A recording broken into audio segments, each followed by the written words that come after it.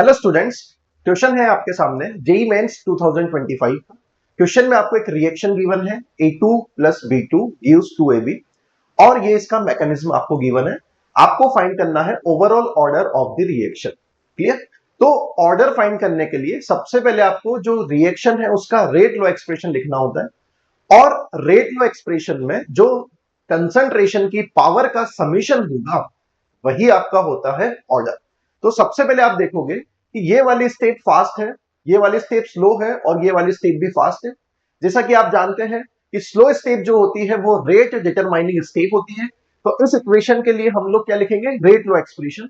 तो इस इक्वेशन से हम लिख सकते हैं R equal to rate law expression R equal to K2, क्योंकि इसका रेट कांस्टेंट कितना है? K2 और इसके रिएक्टेंट है A और B2। तो A की पावर 1 और B2 की पावर 1, क्योंकि आप इस स्टेप को मान लेंगे एक सिंपल स्टेप है तो जो कॉफिशिएंट है वही उनकी पावर रहेंगे। तो slow step rate determining step से हमने लिख लिया है रेट लॉ एक्सप्रेशन। अब रेट लॉ एक्सप्रेशन में आपको पता है कि यहां पे सिर्फ और सिर्फ रिएक्टेंट ही आ सकते हैं। आप देखो ध्यान से, B2 जो है वो यहां पे रिएक्टेंट है तो ये चल जाएगा, बट A जो है वो यहां पे रिएक्टेंट नहीं है क्योंकि रिएक्टेंट आपके पास क्या है बेटा? A2। तो यहां से A आपको हटाना पड़ेगा क्योंकि A है आपके पास रिएक्शन इंटरमीडिएट। तो रेट लॉ एक्सप्रेशन में रिएक्शन इंटरमीडिएट को नहीं रखना होता। तो हम क्या करेंगे, जो स्लो स्टेप होती है उसके ऊपर वाली स्टेप को रिवर्सिबल मान लेते हैं जो क्वेश्चन में गिवन भी है और उसका इक्विलिब्रियम कांस्टेंट लिखना स्टार्ट करेंगे। तो इसका इक्विलिब्रियम कांस्टेंट कैसे लिखेंगे? फॉरवर्ड का रेट कांस्टेंट K1 है, बैकवर्ड का रेट कांस्टेंट K-1 है, equal to concentration of product जो है आपके पास A इंटू A यहां पे हो जाएगा, प्लस का साइन है बट यहां पे मल्टीप्लीकेशन में आता है, divided by concentration of reactant जो आपका कौन है यहां पर? A2। समझ में आ गया? अब यहां पे आप इसमें से क्या करेंगे?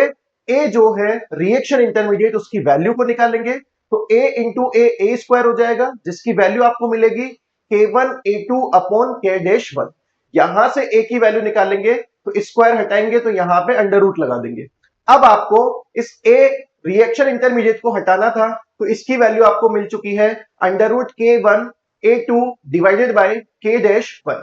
ये वैल्यू को यहां पुट कर देंगे। तो जैसे आप वैल्यू पुट करेंगे तो R तो बेटा R ही रहेगा, K2 ही रहेगा, A की पावर 1 है उसकी जगह पे A की वैल्यू हमने ये वाली पुट कर दी है और B2 की पावर 1 रहेगी। अब आप इस एक्सप्रेशन में देख सकते हैं कि कोई यहां पे रिएक्शन इंटरमीडिएट नहीं है, तो इसको थोड़ा सा इजी कैलकुलेशन लेके आते हैं। R रहेगा, K2 रहेगा, इसको मैं लिख सकता हूं under root K1 upon K-1। A2 को बाहर निकाल दिया तो A2 की पावर हाफ हो गई और B2 की पावर क्या हो गया? 1। अब आप देख सकते हैं कि रेट लॉ एक्सप्रेशन में A2 और B2 आ चुके हैं जो आपके क्या है? रिएक्टेंट्स है। और रेट लॉ एक्सप्रेशन में सिर्फ हम रिएक्टेंट्स को ही लिखा करते हैं। अब ये आपके पास जो कांस्टेंट है ये एक नया कांस्टेंट बन गया जिसको इफेक्टिव रेट कांस्टेंट बोला जाता है। आपको फाइंड करना है ऑर्डर। तो रेट लॉ एक्सप्रेशन में कॉन्सेंट्रेशन की जो पावर होती है उसका समेशन ही होता है ऑर्डर। तो समेशन हो जाएगा हाफ प्लस 1, कितना मिल जाएगा? 3/2। दैट इज आपको ऑर्डर मिल गया 1.5, जो ऑप्शन दिख रहा है आपको फर्स्ट वाला। क्लियर हो गया बेटा? Thank you.